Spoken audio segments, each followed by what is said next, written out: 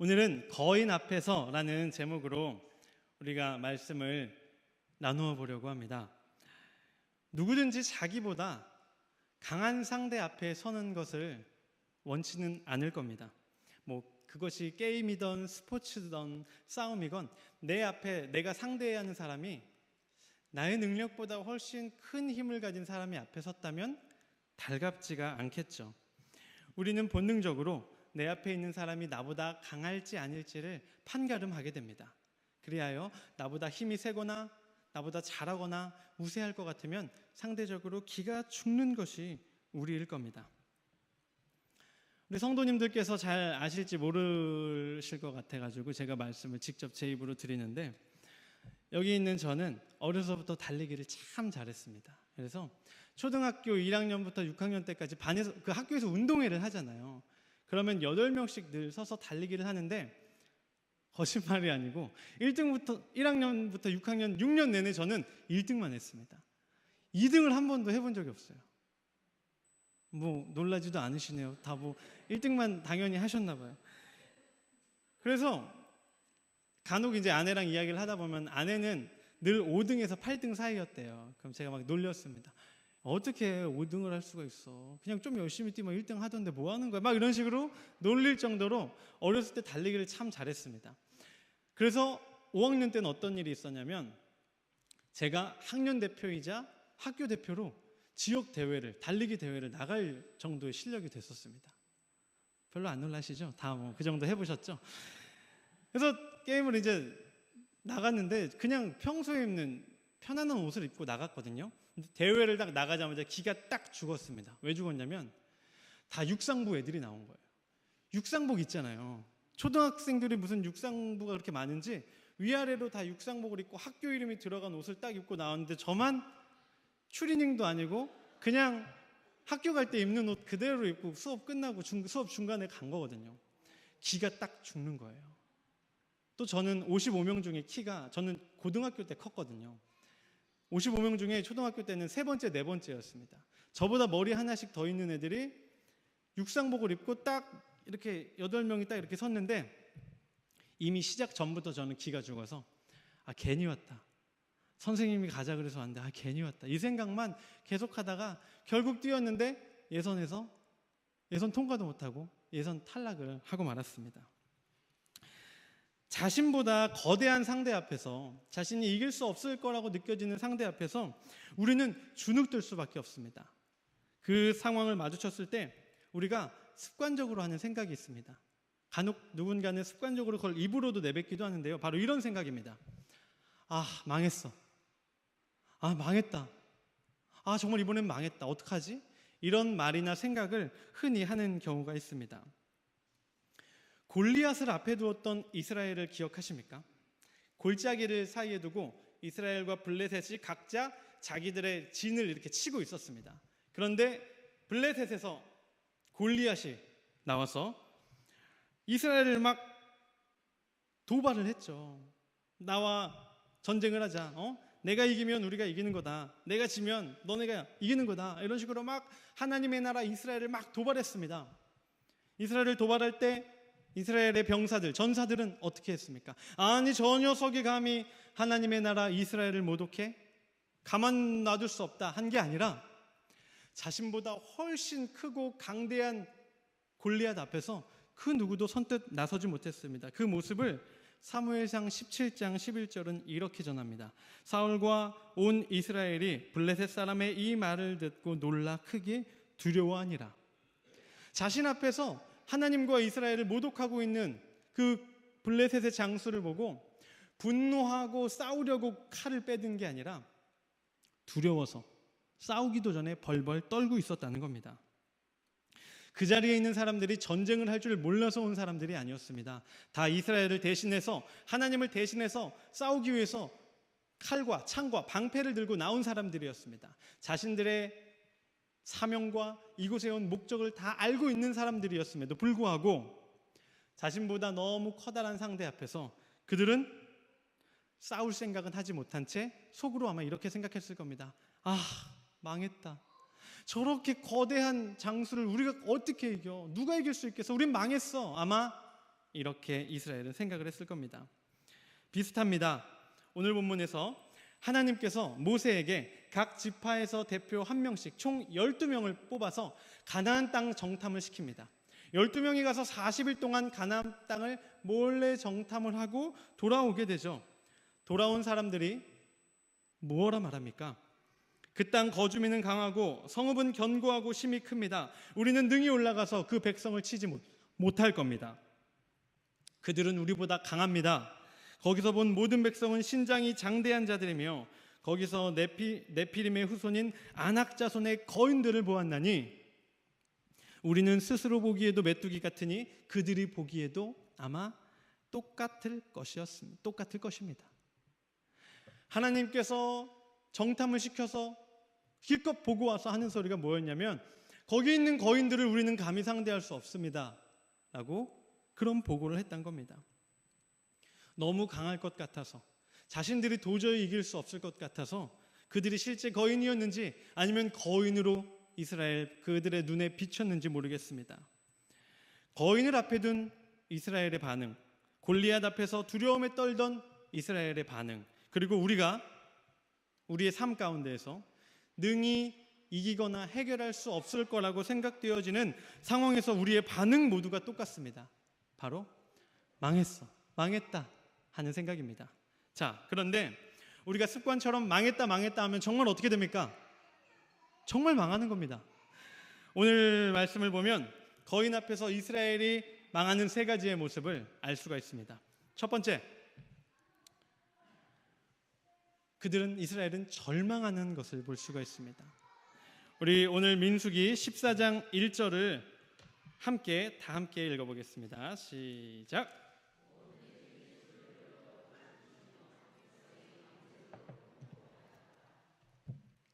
온 회중이 밤새도록 통곡하였다. 자신들의 운명은 이미 끝난 거나 마찬가지다. 모두가 절망하고 있었습니다. 힘들게 애굽에서 벗어나서 광야를 힘들게 지나와서 하나님이 약속하신 가나안 땅을 목전에 눈앞에 두고 있는데 그 땅을 차지하고 있는 게 고만고만한 적들이 아니라 우리가 절대 당해낼 수 없는 거인들이었으니 우리는 이제 망한 거나 마찬가지다 라고 생각한 것이죠. 이스라엘의 모습은 큰 대적을 앞둔, 그 대적이 사람이든 문제든 상황이든 거인과도 같은 대적을 앞둔 우리의 모습과 비슷하다고 볼 수 있습니다. 이스라엘이 싸워서 아직 이겼습니까? 졌습니까? 아직 싸워보지도 않았죠. 이스라엘이 무언가 자신들이 빼앗긴 것이 있습니까? 아무것도 아직 빼앗긴 게 없습니다.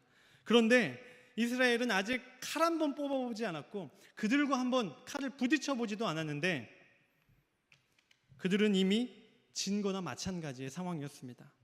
이길 수 없을 거야 라는 생각이, 그 절망이 확신으로 바뀌는 순간 상황은 아무것도 바뀐 것 없지만 이스라엘은 밤새도록 온 회중이 통곡을 하고 있었다는 겁니다. 마치 자신들의 나라를 송두리째 빼앗긴 것처럼, 자신들이 갖고 있던 모든 희망이 눈앞에서 사라진 것처럼 사실은 아직 아무것도 변하지 않았는데 절망하자 온 회중은 밤새도록 울고 있을 수밖에 없었습니다. 두 번째로 이스라엘이 거인 앞에서 보인 망하는 모습은 바로 원망하는 모습입니다. 바로 다음 절입니다. 14장 2절을 함께 읽어보겠습니다. 이스라엘 자손이 다 모세와 아론을 원망하며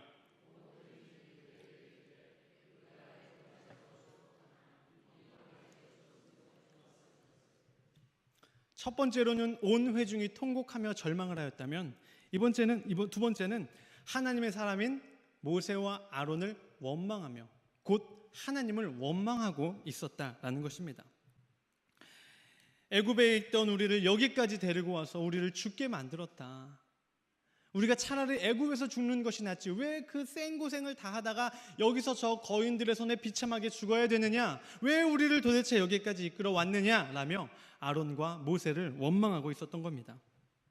우리는 여기에서 절망에 빠진 사람들이 얼마나 어리석은지를 알 수 있습니다. 모세와 아론은 어떤 사람이었습니까? 이스라엘이 지금까지 긴 시간을 애굽에서의 노예 생활을 청산하고 애굽인들을 애굽 병사로부터의 그들의 칼과 창으로부터 도망을 할 수 있게끔 하나님께 늘 기도하고 간구했던 사람들이 바로 모세와 아론입니다. 광야의 생활이 쉬웠습니까? 절대 쉽지 않았습니다. 먹을 것, 마실 것, 추위와 더위로부터 늘 보호를 받아야 했는데 모세와 아론은 그때마다 하나님께 구하며 먹을 것과 마실 것과 추위와 더위에서 피할 불기둥과 구름 기둥을 늘 제공받을 수 있도록 그 앞에서 기도했던 인물들이 바로 모세와 아론입니다. 한마디로 정리하면 지금까지 순간순간마다 모세와 아론이 그들이 기도한 하나님이 계시지 않았다면 여기까지의 이스라엘은 상상도 알 수 없는 상황이었습니다. 그런데 지금까지는 모든 것을 제공받다가 눈앞에 거인들이 있다는 이유만으로, 그들과 아직 싸운 것도 아닌데 그저 눈앞에 그들이 있다는 이유만으로 지금까지의 모든 감사는 다 잊어버렸습니다. 그리고는 바로 눈앞에 있는 모세와 아론을 힐난하며 원망하기 시작하는 것이죠. 왜 우리를 여기까지 와서 죽게 만드느냐? 그동안에 감사했던 것들은 모두 잊어버리고 받은 감사는 잊고 눈앞에 문제만 놓고 씨름하며 하나님을 원망하는 모습, 이스라엘만의 모습입니까? 오늘을 살아가는 우리도 비슷하지 않습니까? 지금까지 살아옴이 하나님의 은혜고 예수님의 인도하심이 있었기 때문에 우리가 지금껏 살아올 수 있었는데, 지금 이 자리에 서 있을 수 있는데 눈앞에 산적한 문제들이 아직 해결되지 않았다는 이유만으로 하나님을 때로는 원망하고 예수님을 원망하는 것이 우리의 모습입니다. 첫 번째는 절망하였고 두 번째는 원망하였습니다. 그리고 마지막으로 이스라엘의 거인 앞에서의 모습은 무엇이었냐면 바로 도망하고자 하는 모습입니다. 4절, 우리 3절을 넘어서서 4절을 한번 함께 읽어보겠습니다. 시작. 이에 서로 말하되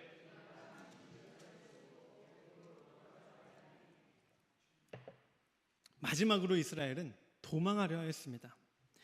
지금까지 이스라엘은 하나님의 사람인 모세와 아론을 의지하면서 그 모세를 지휘관으로, 지도자로 삼아서 지금껏 살아왔습니다. 사람을 의지하는 것 같지만 사실 모세를 의지한다는 것은 곧 모세 뒤에 서 계신 하나님을 의지한다는 것입니다. 보여지는 사람 모세를 의지하지만 실제로는 모세와 함께 우리를 돌보고 계시는 하나님을 지금껏 의지하며 살아왔죠. 그런데 이스라엘이 지금까지 하나님을 의지할 수 있었던 이유는 그들의 믿음이 훌륭해서가 아닙니다. 의지하는 만큼 그만큼의 보상이, 적절한 보상이 늘 있었기 때문입니다. 내가 하나님을 믿고 하나님을 의지하면 거기에 맞는 보살핌이 늘 있었기 때문에, 내가 배가 고픈데 하나님을 의지하면 먹을 것을 채워주셨기 때문에, 목이 마른데 하나님을 의지하면 마실 것을 주셨기 때문에, 때에 따른 적절한 보상이 있었기 때문에 이스라엘은 지금껏 하나님을 의지할 수 있었습니다. 그들의 믿음이 아니라 조건 때문에 하나님을 의지했다는 것을 어떻게 할 수 있습니까? 눈앞의 거인에 절망하고 하나님의 사람들을 원망한 후 그들의 취한 방법을 보면 알 수 있습니다. 오늘 4절에서 그들이 무엇이라고 서로 말합니까? 우리가 한 지휘관을 세우자. 무슨 말입니까? 하나님의 사람이 아니라, 하나님이 세운 사람이 아니라 우리 사람이 세운, 인간이 세운 사람을 우리의 지휘관으로 삼자. 더 이상 하나님을 의지할 필요가 없다라는 것입니다. 자신들의 사람을 세워서 기껏 한다는 것이 무엇입니까? 사람을 세워서 작전을 잘 짜서 우리 가나안을 잘 한번 정복해 보자가 아닙니다. 자신의 사람들을 기껏 세워서 하고자 하는 행동은 바로 도망하는 것입니다.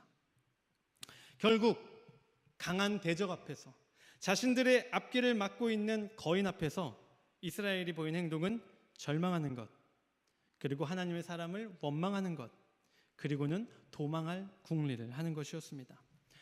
망했어라고 습관적으로 말하면 결국 이렇게 절망하고 원망하고 도망하는 삶을 살 수밖에 없게 됩니다. 그러나 똑같은 골리앗을 눈앞에 두고도 절대 기가 죽지 않고 당당하였던 다윗을 아마 기억하실 겁니다. 그는 어린 소년이었습니다. 그 자리에 서 있는 그 어떤 병사보다도 골리앗을 상대하는 것이 말도 안 되는 상황이었습니다. 그러나 그는 더 불가능해 보이는 상황임에도 불구하고 골리앗이라는 거인 앞에서 당당할 수 있었습니다. 오늘 본문에서도 마찬가지죠. 12명의 정탐꾼 중에 10명은 그 거인들을 보고 기가 죽어서 불평과 불만과 원망만 하지만 나머지 2명 여호수아와 갈렙은 달랐습니다. 그들은 어떻게 달랐습니까? 어떠한 차이가 보입니까? 우리 말씀을 통해서 계속해서 나눠보려 합니다. 첫 번째로 여호수아와 갈렙은 그들이 절망하는 상황 가운데에서 희망을, 가능성을 보는 것을 볼 수 있습니다. 우리 오늘 본문 7절을 우리 함께 읽어보겠습니다. 이스라엘 자손의 온 회중에게 말하여 이르되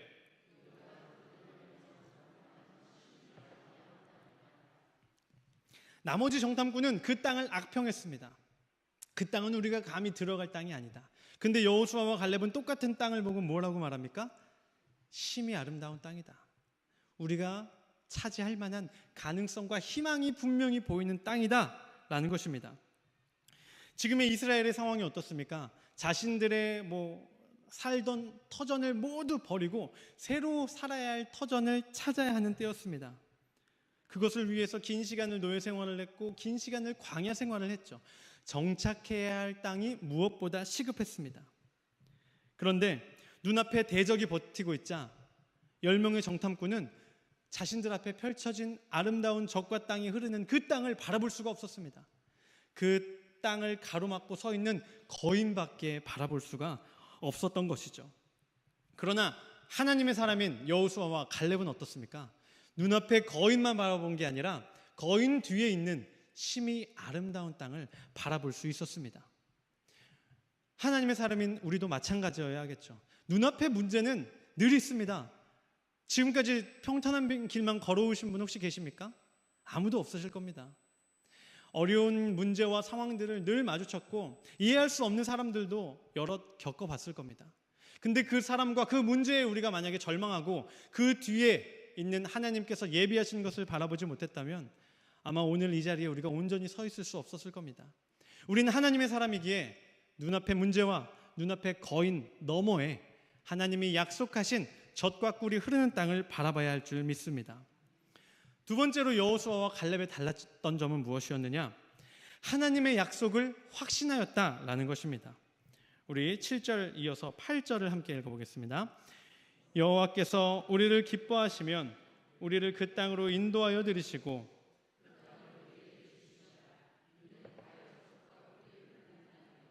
아멘. 뭐라고 말합니까? 그 땅을 우리에게 주시리라. 하나님께서 우리가 본 그 땅, 젖과 꿀이 흐르는 땅, 비록 지금은 거인들이 가로막고 있는 땅이지만 우리가 온전히 하나님을 믿고 의지하면 하나님께서는 우리를 그 땅으로 인도하여 그 땅을 우리에게 주시리라.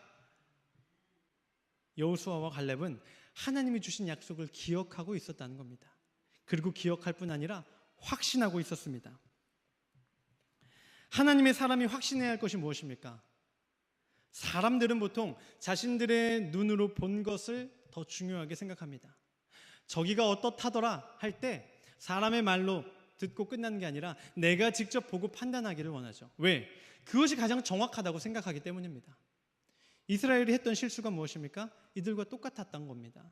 자신들의 눈으로 본 것이 전부라고 생각한 것입니다.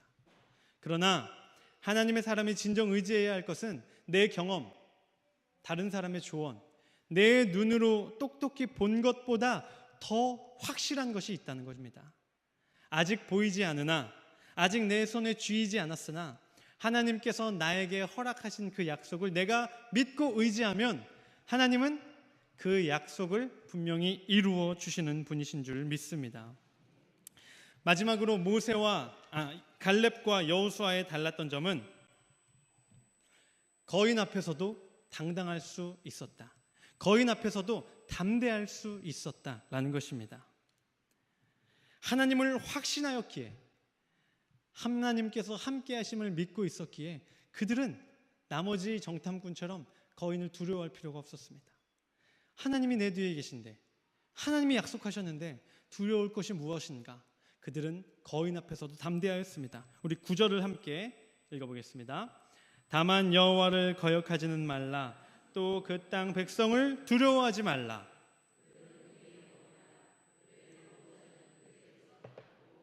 여호와는 우리와 함께 하시느니라. 그들을 두려워하지 말라. 아멘. 문제에 부딪혔을 때, 나보다 강해 보이는 상대를 마주쳤을 때, 그때 우리는 제대로 부딪혀 보기도 전에 내 속에서 그 상대를 키우는 때가 있습니다. 야, 저 사람 봐. 야, 진짜 덩치도 좋고 진짜 너무 강하겠다. 어떡하지? 실제 그 사람이 강한지 어떤지는 둘째치고 내 눈앞에 보인 그 적이 너무도 강할 것 같은 생각에 내 속에서 이미 그 상대를 무서운 상대라고 확정해 버리는 거죠. 사람뿐이 아니죠. 문제도 마찬가지입니다. 내 눈앞에 어떤 문제가 닥쳤을 때 해보지도 않고 시도해보지도 않고 내가 할 수 있을까? 잠깐만, 내 상황은 이런데 저 문제는 너무도 어렵잖아. 난 할 수 없을 거야. 부딪혀 보기도 전에 내 안에서 상대를 키워버리는 것이죠. 그러면 어떻게 됩니까? 문제를 해결하려는 생각은 하지 않고 이 문제를 어떻게 피할 수 있을까? 이 문제를 어떻게 도망할 수 있을까? 적당히 그만둘 궁리를 하게 되는 것입니다. 마음속에서 이미 패배를 확정한 상대만큼 이기기 쉬운 상대가 또 있을까요? 과거에 콧대에 높던 제 아내가 싱글이었을 때 수많은 남성들이 아내를 향한 마음을 갖고 있으면서도 감히 고백을 그렇게 못했다고 아내가 하더라고요. 전 잘 모르겠습니다. 왜 그러느냐? 아내가 뭔가 이렇게 도도하고 이래 보이니까 콧대가 높고 해서 내가 감히 넘볼 수 없는 사람처럼 느꼈다는 겁니다. 주위에서 누가 이렇게 너 저기 혜진이한테 한번 고백해봐 하면 내가 어떻게? 전 잘 모르겠는데 아무튼 아내가 이렇게 이 얘기를 안 하면 밥을 안 준다 이런 농담입니다. 그런데 그 많은 사람들이, 그 많은 남성들이 감히 이렇게 자신의 마음을 표현하지 못하고 도전하지 못할 때 기죽지 않고 담대하게 나섰던 사람이 있습니다. 그는 아주 용기 있는 사람이었고 그 앞에서 절대 기가 죽지 않고 뒤에 계신 하나님을 의지하며 담대하게 자신의 마음을 고백할 수가 있었고 둘은 결국 행복하게 지금 잘 살고 있다고 합니다. 살다 보면 우리를 주눅들게 하는 수많은 상황에 우리는 부딪힐 수밖에 없습니다. 그때마다 낙담하고 절망하면 우리는 분명히 부딪히면 이길 수 있는 문제임에도 불구하고 절망하고 원망하고 결국은 도망할 수밖에 없습니다. 그러나 똑같은 상황에서 상황이 달랐던 게 아닙니다. 똑같은 상황에서 다윗은 담대하였고 여호수아와 갈렙은 담대할 수 있었습니다. 왜?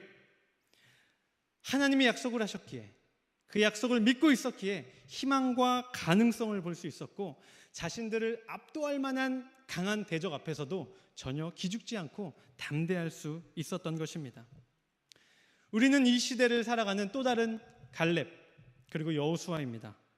이 세상에 있어서, 사람에 있어서 모든 이들이 두려워하는 문제가 우리의 눈앞에 닥칠지라도 쫄지 마시고 두려움 없이 어깨 펴고 당당하게 하나님만 믿고 의지하며 나아가는 성도님들이 되시기를 바랍니다.